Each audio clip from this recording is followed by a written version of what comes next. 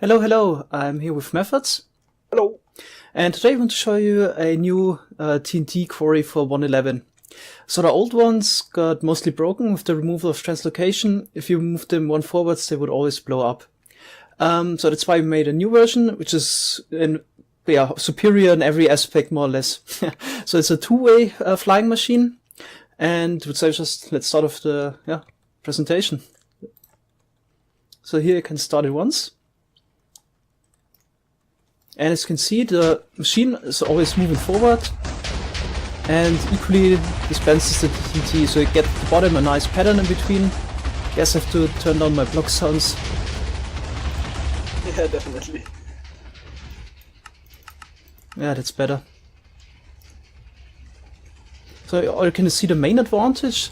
You no longer have to have this huge gap between the TNT duper and the area below. So about 10 to 15 blocks between the blocks that you want to destroy and the TNT machine is enough. So we already cut a huge chunk out of the landscape. So this is the return station. It's just a single piston which tells the machine to return. It's super simple. Yeah, it creates a lot of ghost blocks. That's kind of normal. It always happens. It just looks weird. The blocks aren't there really. So, and while the machine returns, you could already start removing lava and water sources. In this world, we already removed all the lava and water.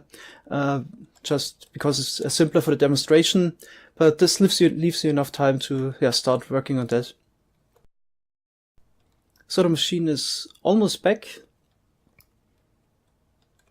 When it arrives, it will dispense one more TNT, then it's already ready to go.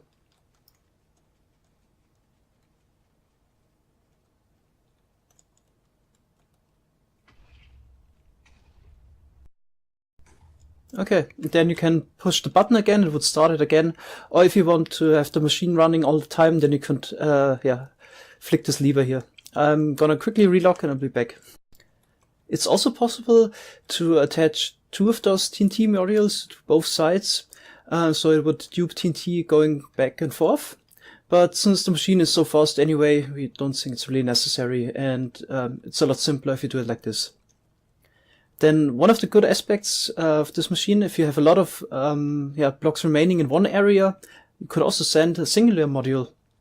So just have to add a lever to power the next modules in row and just punch out this redstone dust, and this would already start the machine. If you put it back in, then it's set to default, and then just one module would start duping. The machine also works very accurately. So at the moment we have this TNT block at Y93, and this would destroy all the blocks down to Y15. So if you want to get the diamond ores, then I would recommend to have the TNT block at Y93. This way you can easily get all the ores.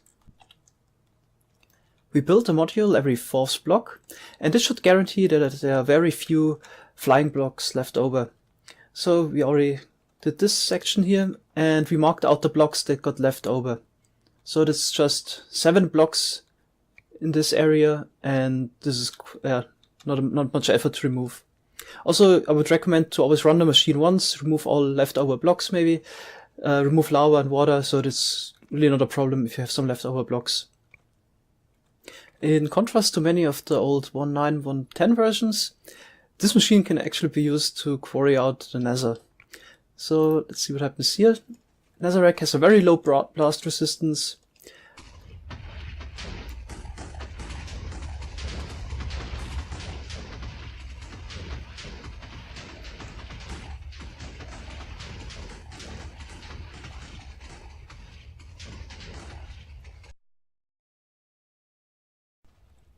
And here you can see it just left 10 blocks between the netherrack layer and the TNT duper, and this should be fine. Since the modules have an offset, the TNT doesn't propel itself up.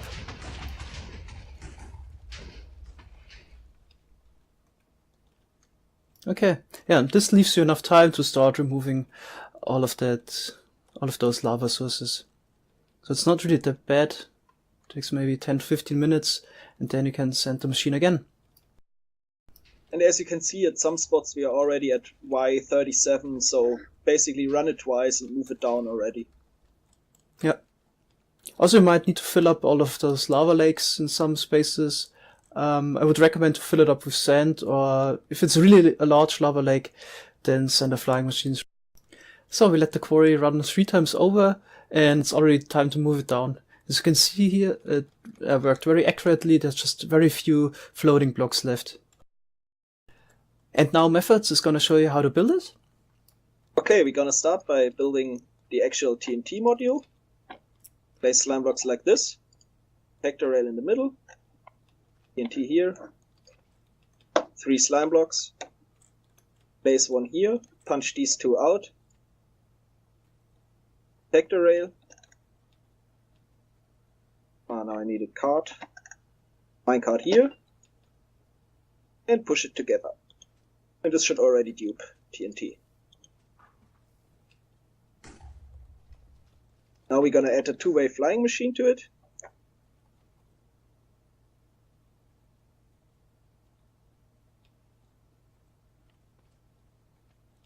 Place 2 slime blocks like this. Sticky piston here, slime block in front. Sticky piston like this. Don't forget to block the machine before you place any observers, otherwise it will just start. Place observers facing downwards on the slime blocks. Place here one facing up. Trapdoor on top. Into an observer. Into a lamp. Into another observer. Okay, that's now, already it. Oh, we need to push out that once more, right? Yeah, we need to add the piston. Lastly, we need to add the piston that tells the machine to fly back. So we go from this trapdoor out however much you want. Just go to here and place a piston facing this way. You're mostly limited by your render distance, so it shouldn't fly off where chunks aren't loaded. And that's basically it. Now we could start the machine. Oh, have of course to unblock it first. And start it.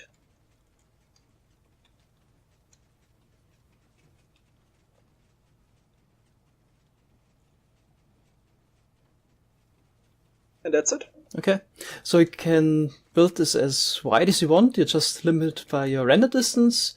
And if you want to chain it, you just have to place any block above it that transmits a redstone signal, and those lamps will be lit. And in between, put down 3 repeaters, and that's basically it. Okay, thanks a lot for watching. Have a nice day. Bye bye. Bye bye.